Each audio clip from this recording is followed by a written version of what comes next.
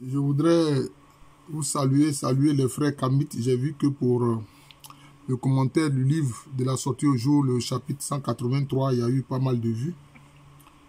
Alors, bon, le chapitre 184, le test n'apparaît pas. Ils ont mis simplement formule pour être près d'Osiris. Voilà. Alors, à notre infrapaginal, ils ont mis sens vraisemblable, mais non tout à fait sûr. Son maître est le maître de la vérité. Ré qui ne connaît pas encore la mort. Ré qui ne connaît pas encore le mort, donc le défunt. En fait, être près d'Osiris, c'est quoi? C'est se laisser enseigner et guider par Osiris, qui est l'homme juste, l'homme de bonté, l'homme divinisé. Donc vous voyez, c'est pour bénéficier, disons, des bienfaits d'Osiris. Voilà, c'est pour bénéficier des bienfaits d'Osiris. Alors pour le chapitre 185, il est écrit « Rendre hommage à Osiris, flairer le sol devant le maître de l'éternité, rendre favorable le Dieu au moyen de ce qu'il aime, dire la vérité sans que son maître ne le connaît pas encore, alors que son maître ne le connaît pas encore, par l'Osiris N. » En fait, qu'est-ce qu'il faut entendre? Il rend hommage, je peux dire, à l'Osiris principal, qui est le juste. Voilà. Flairer le sol, en fait, c'est comme toucher la tombe d'Osiris. C'est toucher la tombe d'Osiris. Hein? Osiris, c'est vrai, il a été découpé et son corps dispersé par Seth, mais tout ça a été rassemblé par Isis, Iseta et Neptis. Donc, flairer le sol où Osiris a été, disons, où le corps d'Osiris a reposé. Voilà. Et comme il a été ressuscité, donc il est devenu maître de l'éternité. Et donc, c'est pour l'Osiris N va bénéficier de tous ces attributs de l'Osiris principal. Voilà, donc c'est ça. C'est ce qu'il faut comprendre. Voilà. Qu'ils disent, salut à toi, ô Dieu auguste, grand excellent, prince à jamais, qui occupe la première place dans la barque de la nuit. Bon, ça dit, il est dit ici que Osiris en fait occupe la première place dans la barque de qui? De Ré. Dans la barque de Ré. Quand grande apparition dans la barque du jour. Hein? On dit dans la barque de la nuit, grande apparition dans la barque du jour, à qui est donnée acclamation au ciel et dans la terre. Exalte les pattes et les requistes. Alors je vais voir ce qu'ils ont mis en note infrapaginale. Les deux termes désignent les hommes. Mais je peux dire, ce n'est pas n'importe quel homme. Ce sont les hommes qui reconnaissent, n'est-ce pas, je peux dire les qualités d'Osiris et aussi qui reconnaissent cet attribut important de la divinité qu'est Ré, qui est le principe de la lumière. C'est ça. Voilà. Donc, le défunt, l'Osiris N, bénéficie de tout cela. Voilà. Donc, je poursuis la lecture. Dont est grand le prestige dans les cœurs des hommes. Voilà, c'est ça. Des bienheureux et des morts, dont la puissance est dans Bousiris et le prestige dans Héracléopolis. Bon, donc c'est ça. Bienheureux, hein, les morts qui sont d'abord les bienheureux, ensuite les morts, hein, dont la puissance est dans Bousiris, c'est-à-dire dans la cité d'Osiris, hein, etc. Et dans l'autre cité, Héracléopolis, dont les idoles, bon, voilà, ils ont mis aussi les idoles. Ce pas des idoles. Sont à Héliopolis. Bon, ici, c'est quoi? Ce sont des images. Ce sont des statues. Ce sont des statues qui représentent des attributs de la divinité ou Nécher lui-même. Bon, Nécher, même moi, personnellement, je n'ai jamais vu une représentation de Nécher, qui est le créateur. Mais je peux dire, les attributs de Nécher, ça, on voit. Hein? Représentation d'Osiris, de Thoth, etc. Bon, donc c'est ça. Bon, c'est ça qu'ici, ils ont appelé idole. Bon, je crois que là, il y a un peu une influence de l'idée du christianisme, voilà. Voilà, donc c'est un peu ça. Dont les transformations sont nombreuses dans la salle d'embaumement. Dont les transformations sont nombreuses dans la salle d'embaumement. Qui est dans la salle d'embaumement? C'est l'Osiris N. Quelles sont ces transformations-là? C'est le fait de bénéficier des attributs de Ré, des attributs de l'Osiris principal, etc. Voilà, c'est tout. Mon cœur vient à toi, portant la vérité. Le viscère de mon cœur est exempt de fausseté. Fais que je sois parmi les vivants et que j'aille et vienne dans ta suite. Dans la suite de qui? Dans la suite de Ré, dans sa barque. Dans la suite de qui? Dans la suite d'Osiris, l'homme parfait, l'homme divinisé. Donc vous voyez, en fait, et surtout le fait de dire que j'aille et vienne, c'est-à-dire l'importance du mouvement. L'importance du mouvement, qui montre alors qu'il est vivant. Il montre alors qu'il est vivant. Parce que quand on est mort, on est immobile. Il n'y a plus de mouvement. Voilà, donc c'est ça. Voilà. Et il dit que quoi? Qu'il est exempt de fausseté. Il est porteur de vérité. Son cœur est exempt de fausseté. Donc voilà. Donc vous voyez que ce sont des qualités qui sont réclamées même dans ce qu'on appelle les religions dites abrahamiques. Voilà, donc c'est ça. C'est ça. Alors, on va voir aussi le chapitre 186. Chapitre 186, il est écrit « Hathor, maîtresse de l'Occident, l'occidentale, maîtresse du pays sacré, œil de Ré, qui est à son front. » C'est ça. « Belle de visage, dans la barque des millions, place de repos pour qui pratique l'équité, barque pour les élus, qui a fait la grande barque Nechmet pour traverser le juste. » Bon. Hathor, c'est quoi? Hathor, c'est encore un attribut divin, mais d'un genre féminin. Voilà. Souvent représenté comme une vache. Et quelquefois, les Européens vont dire le dieu vache, la déesse vache. Or non. Qu'est-ce que la vache? Qu'est-ce qu'elle représente? L'élément principal, c'est qu'elle donne du lait. Donc, la capacité de nourrir. De son corps produit de la nourriture, le lait. Voilà. On dit maîtresse de l'Occident. Donc, tu vois, c'est un aspect d'un attribut d'un genre féminin. Maîtresse du pays sacré. Le pays sacré, c'est quoi? C'est le pays, je peux dire, où les attributs divins sont. C'est le pays où est Osiris. On a mis aussi encore œil de Ré, qui est à son front. Œil de Ré, qui est à son front, c'est-à-dire l'œil qui est ici, là, c'est son front. C'est quoi? Quel est cet œil-là? C'est l'œil de la bienveillance. C'est l'œil de la bienveillance qu'on voit dans le christianisme où il y a le triangle avec l'œil au milieu. Mais c'est aussi l'œil, ça renvoie aussi à l'œil des choses de Horus. Parce que quand il a affronté son oncle meurtrier Seth, il a été blessé à l'œil. Il a été blessé à l'œil. Donc, c'est ce qu'on appelle ordinairement le troisième œil. Et on voit, notamment les hindouistes là, ils mettent un point rouge ici. Voilà, donc c'est ça. Donc voilà, c'est ça. Œil de Ré qui est au front. Voilà. Belle de visage dans la barque des millions. La barque des millions, c'est la barque de Ré. Voilà.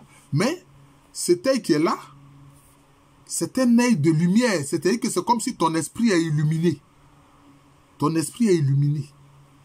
Hathor bénéficie de cela. Horus bénéficie de cela. Donc cela veut dire que tous ceux qui ont atteint l'illumination, ils ont cet œil-là, au milieu du front, comme il est dit. Place de repos pour qui pratique l'équité. Voilà. Barque pour ses élus qui a fait la grande barque, etc. Je l'ai lu. Les élus de qui? Ce sont les élus de Ré. Et ceux qui sont dans sa barque. Lui, il est la lumière, donc il bénéficie de la lumière de Ré. Pour traverser le juste. Le juste, c'est qui? C'est l'Osiris principal. Voilà, c'est l'Osiris principal. Bon, je regarde ici ce qu'ils ont mis en note infrapaginale. La barque Nechmet est la barque sacrée d'Osiris. C'est ça. L'ensemble du chapitre est simplement une légende accompagnant la représentation d'Hathor. Bon. Pourquoi ils disent que c'est une légende? c'est dans le monde invisible, c'est dans le monde de la spiritualité. Hein? Ça n'a rien à voir avec le monde physique. Bon, quand on parle de la légende, ça c'est lié, hein, soit à un aspect qui peut être vrai, qui est historique, ou un autre aspect qui ne l'est pas. Mais ici, il ne s'agit pas de ça. Il s'agit d'un univers spirituel. Donc, on ne doit pas venir parler de légendes. C'est dans l'univers spirituel. Ça se passe dans l'invisible. Moi, je suis étonné, hein, de ceux de certains qu'on dit qu'ils sont égyptologues, mais bon. Quand on voit quelque part les explications, on est étonné. Formule pour entrer près de l'Énéade, c'est-à-dire de l'ensemble des attributs divins. Parole dite par N, c'est-à-dire par l'Osiris N. Salut à vous, Dieu de l'Énéade, non, attribut du divin, de Ré, le principe de la lumière. Je suis venu près de vous, étant dans la suite de Ré, oui. Frayez-moi le chemin. Ça, c'est l'Osiris N qui demande ça. Hein? Il dit qu'il est venu près des attributs divins. Qu'on lui ouvre le chemin, qu'on lui fraye un chemin. Dans la suite de Ré. Que je passe parmi vous. On ne peut pas s'opposer à moi, étant donné ce que j'ai fait en ce jour. Il a fait quoi? Il rend hommage aux attributs divins. Voilà. Il est dans la suite de Ré, le principe de la lumière. Donc c'est cela. Voilà. Donc c'est cela. Oh, il y a encore un peu de temps. Donc on pourra aussi voir le chapitre 188. Il est écrit: envoyez l'âme construire les chambres funéraires, sortir au jour parmi les hommes. Les chambres funéraires, bon, ce sont les chambres des Osiris N. Hein, pour pouvoir sortir au jour, c'est-à-dire quitter ces chambres-là qui peuvent être sombres pour venir à la lumière du jour, hein, parmi les hommes. Ils ont mis ici ou en homme. Bon, parce que, en fait, l'homme véritable, parce que c'est cela. Si ce point-là, je suis d'accord avec ce qu'ils ont mis ici, à notre infrapaginal. Parce que l'homme véritable, c'est qui? C'est l'homme de bien. C'est l'homme qui fait du bien. C'est l'homme qui est juste. Comme l'Osiris principal est juste. Voilà. Parole dite par N. Anubis Inépu. Hein, c'est Inépu. Sois rassuré, glorieux fils de Ré. Sois rassuré en ce qui concerne mon œil divin. Tu as glorifié mon âme et mon ombre qui ont vu Ré dans ses dons. Elle a demandé à aller et venir à avoir l'usage de ses jambes. Voilà. Mais Anubis ou Inépu, c'est qui? On le représente comme un homme avec une tête de chien ou de chacal. Les gens disent, oui, Dieu chacal. Non, ce n'est pas Dieu chacal. Le chien, il est symbole de quoi? De fidélité. Donc, quand on parle de Inépu qui accompagne les défunts, c'est parce que ça renvoie à l'idée de fidélité. C'est l'idée de fidélité. C'est ça. Et il dit quoi? Que tu as glorifié mon âme, etc. Hein? Tout ce qui concerne mon œil divin. On parle même de l'œil divin. C'est l'œil, hein, dont j'ai parlé tout à l'heure. L'œil de la bienveillance. Voilà, c'est l'œil de la bienveillance. Afin que cet homme que je suis, la voie où qu'elle soit, comme étant ma forme, mon aspect, mon essence, ma forme véritable d'âme équipée et divine. Vous voyez? Écoutez bien ce que l'Osiris N dit. Hein? Il dit la voie où qu'elle soit, comme étant ma forme, mon aspect. Parce qu'il dit qu'on lui ouvre le chemin pour toujours quoi? Marcher à la suite de Ré et des attributs divins. Et il veut quoi? Que cela soit sa forme, son aspect, son essence. On parle de son essence. Ma forme véritable d'âme, équipée et divine. Son essence, c'est quoi? C'est son esprit éternel. C'est son esprit éternel. C'est ça son essence. Et il parle de quoi? Véritable d'âme, forme véritable d'âme, équipée et divine. L'âme divine. Hein? L'âme qui est un attribut même divin en l'homme. Les anciens Égyptiens connaissaient tout ça. Voilà. Souvent, il est dit, hein, le plus important de ton être, c'est ton âme qui est en toi là. C'est pour ça qu'il est dit, mais ceux qui vendent leur âme aux forces du mal, aux forces démoniaques. Ce sont vraiment des imbéciles. Et ils le font souvent pour des glorioles terrestres, pour des biens matériels, etc., pour des célébrités sur terre. Vous voyez? Donc c'est cela. Elle brille en Ré, elle resplendit en Hathor. C'est-à-dire que son âme là est illuminée en Ré, le principe de la lumière, et resplendit en Hathor qui fait quoi? Qui nourrit. Qui nourrit. Parce que l'âme aussi a sa nourriture. L'âme a sa nourriture. Moi, souvent, je le dis, je dis, la nourriture de l'âme, c'est la prière. C'est la prière adressée à la divinité. C'est ça la nourriture de l'âme. Voilà, c'est la prière. Parce que c'est quand tu pries que tu es en connexion avec ton Seigneur, ton Dieu. Et donc, c'est cela. Voilà que se hâte mon âme et mon ombre sur les jambes où que se trouve cet homme que je suis, afin qu'il la voie, qu'elle se lève ou s'asseye et qu'elle entre dans sa demeure de fondation. Bon, ils ont dit sa demeure de fondation, ils ont mis la tombe. Bon, ça tombe, mais on verra bien. Puisque je suis bien un des courtisans d'Osiris qui s'en va la nuit et revient le jour, qui célèbre la fête des festivités. En fait, qu'est-ce qu'il faut comprendre par là? L'Osiris dit quoi? Voilà.